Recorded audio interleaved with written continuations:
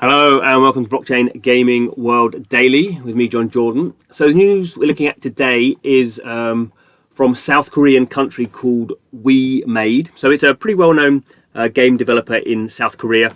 Does a lot of PC and mobile games, as South Korean developers tend to do. Been around for a number of years, say very successful particularly in the South Korean market and more broadly in that sort of Southeast Asian market. We've seen, generally we see quite a lot of interest in blockchain in South Korea. A few game developers have kind of experimented, shall we say, with blockchain. And actually a few of the very big companies are experimenting with blockchain. We've not really seen anything get a lot of traction at the moment, which is why I guess something like Wemade launching. It's been around for a while actually. This platform called Wemix, but we're getting a bit more information about what it's planning to do with it. So this is the website, the Wemix website. That the wallet's been out for a few months now. Not really any much to do on it yet. It's just like a normal blockchain wallet. In this case, it is just a mobile wallet. So obviously you can hold cryptocurrencies in it. But we've got a bit more detail about certain games that are sort of coming out now. So let's just go through some of the kind of detail on this. So the company is called Wemade. That's the main kind of company who make games. They've got this blockchain kind of subsidiary called Wemade Tree, and then Wemade Tree runs this platform called Wemix. So they have announced some more games. Let's see if I can look at these. So the games are Everytown, Windrunner, Abyssrium, Fishing Strike, and Icarus M. So these are going to be games that are going to be added to this platform. So what's interesting is that these are existing mobile games that have been kind of broadly successful.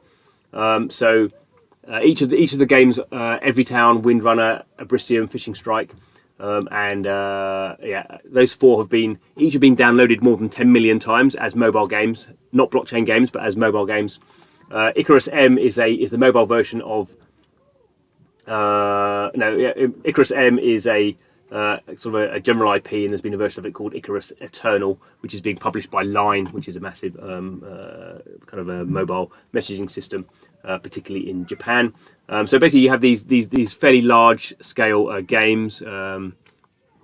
So some of these are the ones we mentioned. No, actually, these aren't the ones we mentioned. So these are ones that are already there, and they've announced these 5 other games.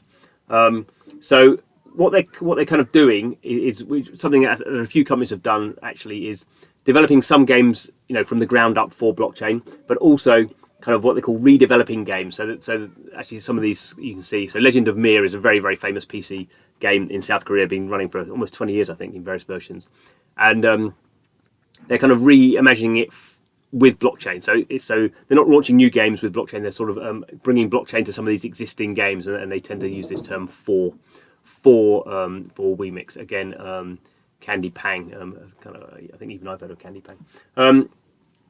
So at the moment, the only games that are available are these two: Bird Tornado and another one that I'm not going to pronounce because it's Korean. So there are 2 that are kind of currently live. And Crypt Tornado, which is where are we? Crypt Tornado, this one here, and Aqua Tornado. So these 2 are going to be launched in the first half of 2021. So in the next kind of 4 months or so. And these other ones are kind of ones they're planning to do. It's interesting that as well as having blockchain games, they are kind of going with all the buzzwords. So they're going to launch an NFT market. So obviously the NFT market will service these games that have NFTs in them, but also general sort of art style NFTs. We know NFTs are pretty hot at the moment. And they are also going to be adding DeFi, decentralized finance, into the platform. So I guess that won't make sense for all games. But equally, I guess you have to kind of build the tools and the services that then games, maybe new games, can start to use these DeFi kind of services, which are going to be very powerful, I think, for games. I mean, that's going to take a bit longer than just using NFTs for in-game assets, but to have proper DeFi, to have proper financial layers in games. You can imagine having a proper bank, having a bank in World of Warcraft that is connected to your Visa card. I mean, these concepts are incredibly powerful, and that's what's coming down the line. That's going to take some time, clearly. So got a little quote, actually. I'm just reading the press release out as well. So the Wemix platform currently they're claiming 20,000 daily active unique users, and they're approaching 30,000. And that's really with not many games at the moment. So I guess these are people who are interested in blockchain. So if you want to go and find it, I'll put the link in. If you go to the Wemix wallet, as I say, it is a mobile wallet. So available on Google Play, App Store, or you can download the APK if you want to sideload. At the moment, it is basically a wallet where you can hold these tokens, and there will be, there will be a web service as well, but that's not done yet.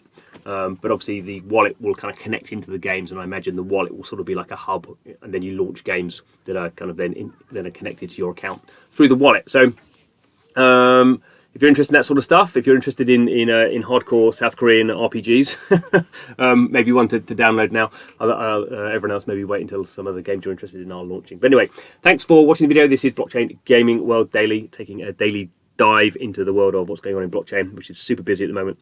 Please subscribe to the channel if you want to keep up to date. But thanks for watching this video, and see you again soon.